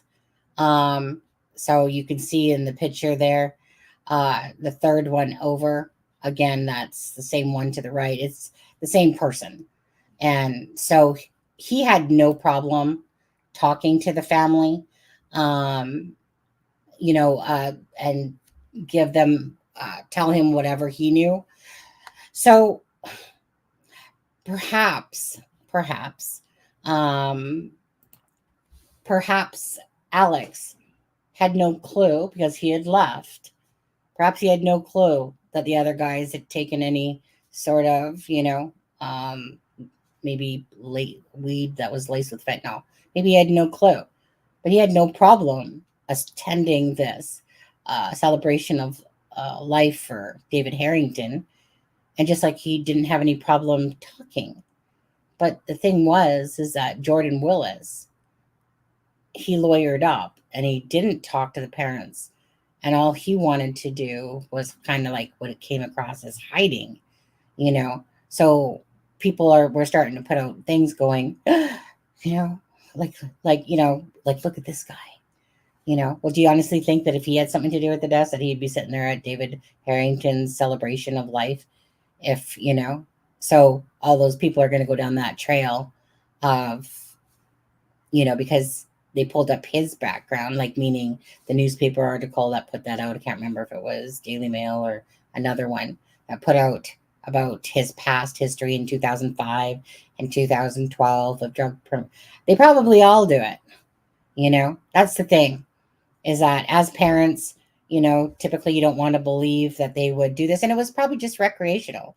Well, I don't know. It probably will come to fruition if this one had a drug, if it comes to fruition that Jordan Willis had a drug addiction, you know, and was, you know, feeding his friends it plus himself, who knows? You know, I mean, a drug addiction is more than just saying I do recreational drugs. It's meaning I literally got an addiction. So it's never hard to believe that out of those 3 men, no matter what people say, that they smoke weed perhaps or do drugs now and again. It's just that maybe this time it was just a contributing factor and it was laced, and most things are laced nowadays and stuff like that. So these football fanatics are crazy. Yeah. Now, so that's that. Right here. This just quickly right here. Like all these pictures. And then this is from Katie's Facebook and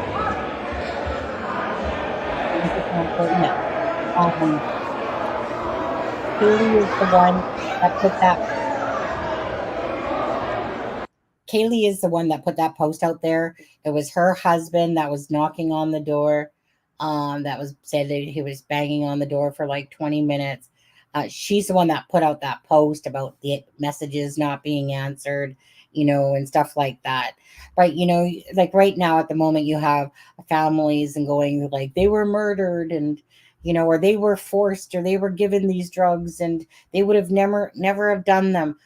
Those kind of comments to me are to be expected because, it doesn't matter if you're family or not. That'd be like me saying that I knew, like let's say my husband was depressed and, but I didn't really realize the extent of it.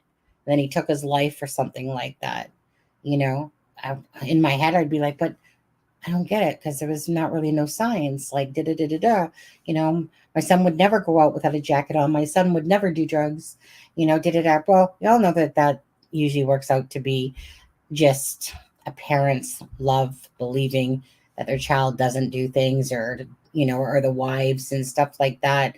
But sometimes what happens, away from that, maybe it was one of those days where, like I said, they're all in the house and they're like, hey, want some of this. And, maybe just from the drinking and the atmosphere, they just had stuff. Simple as that. What do you guys think? If there's no foul play, then it would make sense. It was probably drugs. Correct. If you're listening to most of these people that are talking, sometimes I do get pissed off because sometimes I feel like I'm talking to myself because I could say something, and then other people are like, and it never fails. It doesn't matter if there's a couple other guests on the panel or not. And it's just like, oh, yeah, good thought there, Adam. Oh, good thought there, Charmaine. Oh, good thought there. And it's like, did I not say any of this? It's like sometimes I feel like I'm just talking to a wall. It's like I try to think of common sense and stuff like that. And sometimes I feel like it's just like it just sometimes just gets overlooked, and I'm just like, okay, I guess I said nothing, type of idea. Right. So we'll see what all comes out about this. But I just try to use common sense, like most of us try to do, and hopefully, and put some logic to it. And if we look at the stuff that's coming out now, like the rehab, the drug addiction, the returning of Ricky Johnson's stuff to his parents, to a friend and stuff like that. We just don't want you to get a big head. Yeah. Well, like I said, this is no shade to Charmaine or to Adam or anything like that. But sometimes when I'm looking at chat and stuff like that, I'm just like, they're like, oh yeah, that's a good thing you said there, Adam. And I'm like, did I not say this like already? And I always feel like it's always like, does nobody fucking listen to me sometimes? It's like, but yeah, I guess you're right. It must be that. Just don't want me to get a big head. It's just that sometimes I shake my head at stuff like that. And it's just like, I mean, I have a head on my shoulders. I might not be a lawyer or freaking be a police officer, be one of these things. But common sense, usually you try to work out what common sense is, and we don't know the full story to this.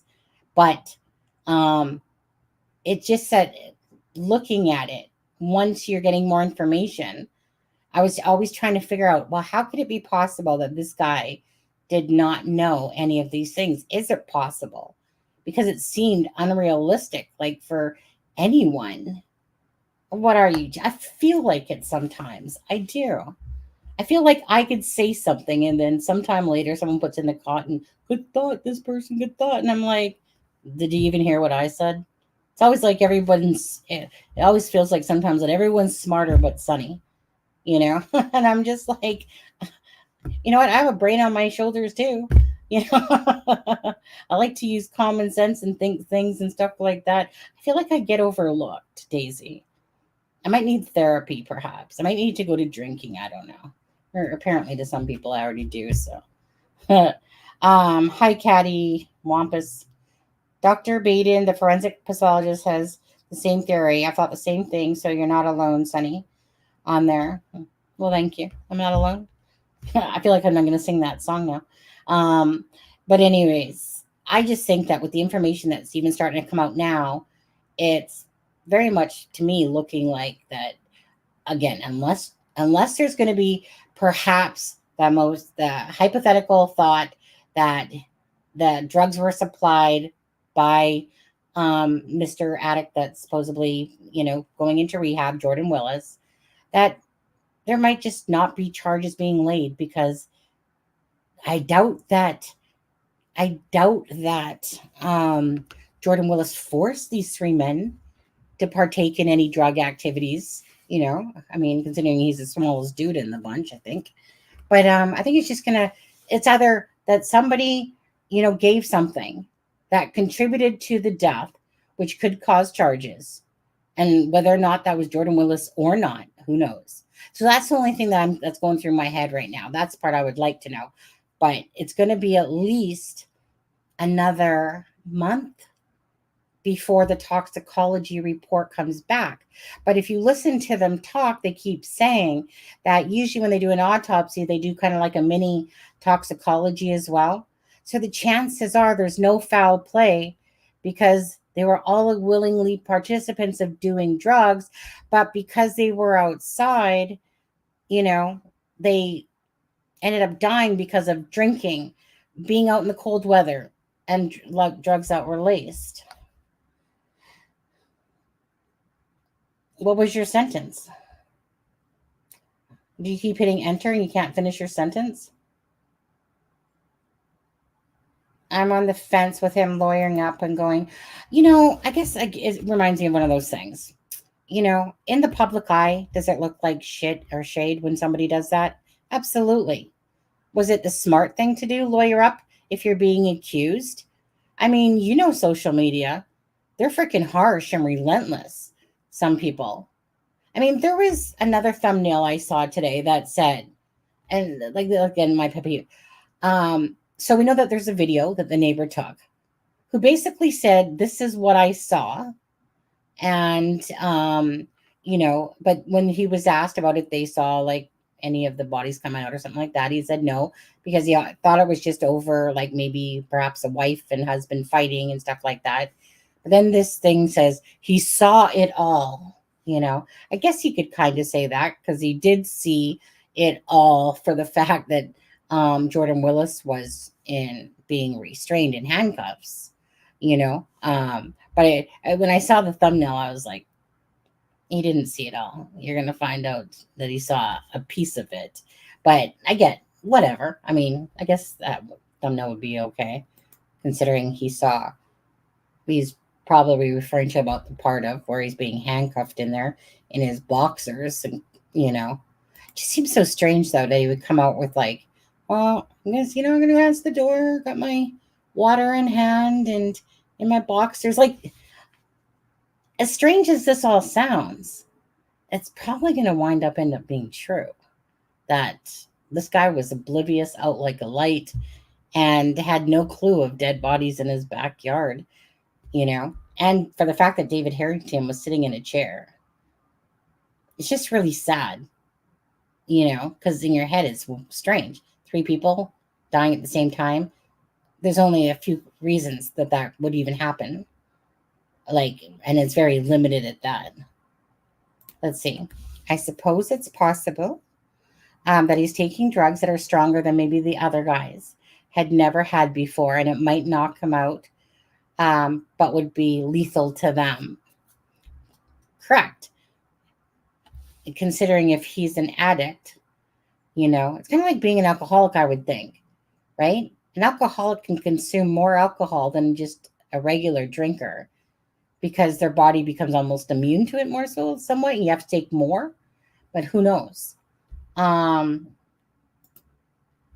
mean, I think it speaks volumes if the guy if this friend source, which I'm going to say I believe to be accurate, says that he checked in. It was a huge wake up call. He's a drug addict, you know, and this was a wake up call, and he's literally beyond himself that all this is happening in his life at the moment, especially considering he's this big scientist guy and everything. Like everything's exploding in his face, and in a sense, it's kind of like, dude, when you play with fire, you get burnt, you know. So because of, I mean, it's one of those things though, is that until it's factual, it's really just still only assumption, perhaps, or opinion, I should say. Thank you so much. Thank you. Every now and again, I do have brain cells. I feel like he has some, even if they don't always work on all engines all the time. See, that's where I have Charmaine and Aspen to back me up, or Ivy today. Because honestly, when you have diabetes, and if your blood sugar level's high, your brain is very foggy, and I hate that stuff because my brain used to be it just remembered everything. It was like a freaking cash register, ding, ding, ding, ding, ding, ding, you know. So it's very frustrating as you get older. And then, you know, if your diabetes is high, like I said, you get fogginess in the head. It's like having a head cold, that your brain is just foggier, and you just sometimes just can't coordinate a sentence sometimes. If he was the provider, he could still be charged. Correct. I just think, like I said, it should have been deemed as a crime scene. You know, 3 guys. I mean, it doesn't matter. It should have been deemed as a crime scene, wouldn't you think? Right away. Boom, boom, boom, boom, boom. Caddy or civil suits. Right, civil suits for sure. It was a smart thing to do, of course. I mean, again, you know, this is only, again, just opinions about what I think is possibly the story, but we don't know if Jordan Willis. I mean, it's leaning that way a bit, doesn't you? Don't think so? It's kind of like leaning that way, that he might have been the provider of what they were doing that day, but until that actually factually comes out. But that's why I think, you know, too, that there's going to be an investigation perhaps by the Platte County, and that's what the Johnsons were talking about, having to meet with the prosecutors or whatever. So chances are there could be an investigation into like that part of it. And yeah, and if it is ever deemed that say he contributed by giving it to them and stuff like that, like it was his own product that he was, you know, giving out, and that they contributed to the deaths, you know damn well there's going to be freaking lawsuits going on by the other family members to Jordan Willis if that's the case. I mean, let me put it this way. At the end of the day, if Jordan Willis like was a contributing factor to this, and not only that, but like I said, 3 guys in the back of his heart, his life, like everything about his life, his job, everything is flashing before his eyes. And I would be scared as shit myself if all that stuff was going on, and then you lawyer up and you don't want to speak, you know, and you're doing it through a lawyer. I think that says something, you know, about it. I feel, like I said, but I just have a hard time that this wasn't deemed as a crime scene to figure out first, you know, like, did they take any items from the house? You know, did they check his, like, do you know what I mean? I don't know why, but it doesn't seem like this happened. Like, did they take this guy's drug levels, Jordan's or whatever? What did they do? Did they preserve any evidence? I just don't see how you can find 3 people dead and not put up crime scene tape around it. Am I wrong here? Like, I feel like I'm, you know, not alone in this. I think so too. Criminality will be live in 30 minutes. on there. I think they lost consciousness and the cold is unalive them. Right. Yeah, pretty much, Caddy. Yeah. Yeah. Just it all played into a factor. And it's just that it's hard to grasp that in the brain, isn't it? Like that type of thing. Anyways, I'm the dude, whatever that is, I'm not sure. Something just popped up there. My dinner that my husband brought me is almost cold. Hold on, I gotta have one bite. Is it still cold? Yeah, I need to go warm it back up. So I'll go do that in a minute because we have Delphi tonight. So we'll probably argue that drugs did not. Right, like if there's anything, if that even happens, right? Because it's going to be a contributing factor to all of them. So we'll see what happens as this case comes out and, and more information comes out. Like, perhaps the lawyer will say more. I don't know. That guy really should just shut his mouth. But it seems like there's more information that keeps coming from this friend of Jordan Willis's. And it seems to be credible. Like, it comes off as credible, to be honest with you.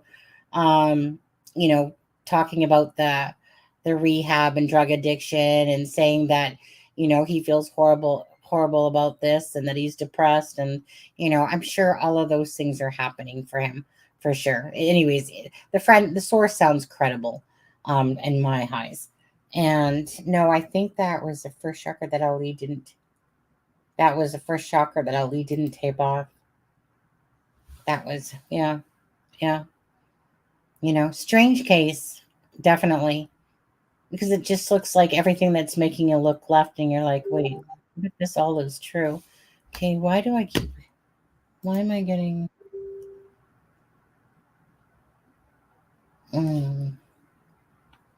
Sorry, so I'm just getting sent some Facebook stuff. Anyways, you guys, I'm going to go heat up my dinner. And thank you guys that are following this story with us. Again, it's so sad, but interesting because it is so strange. And hopefully, each YouTube creator to their own, but hopefully they do try to have a little bit of tact towards, the people that are all involved in all this, and, try to keep it a little bit classy as they're going on their attacks. I'm not going to sit here and attack Jordan Willis or anything like that. I just think it's that there's a lot of weird things, but I think all these weird things are actually going to turn out to be truthful for the most part. Besides the lawyer saying like that he didn't have anything to do with the deaths, and that might be very well true. Maybe he had absolutely nothing to do with it. Who knows? Anyways, you guys, we'll see you tonight on the Delphi. Other than that, thank you guys so much. And Lacey, was it you? Somebody had put a super chat. No, was it you, Lacey? Let me take a boo. Let me just take a boo. My brain is melting right now. Not gonna lie, but let me just go take a quick look here. Unless, of course, you tell me.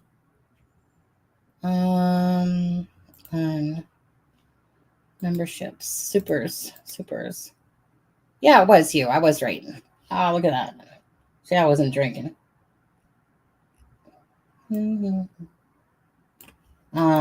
Yeah. Okay, but thank you, Lacey, for the $4.99 super chat earlier, and thank you again to Charmaine for the 10 gifted ones she did earlier. And my brain is tired, people. It is. And and Sharon Parker that did the $10 super chat as well earlier in the first live. Okay, guys. So, anyways, there she is. There's Sharon Parker. So yeah, we'll see you in about 3.5 hours. Yeah. I just gotta find the extra, to be honest with you. All right.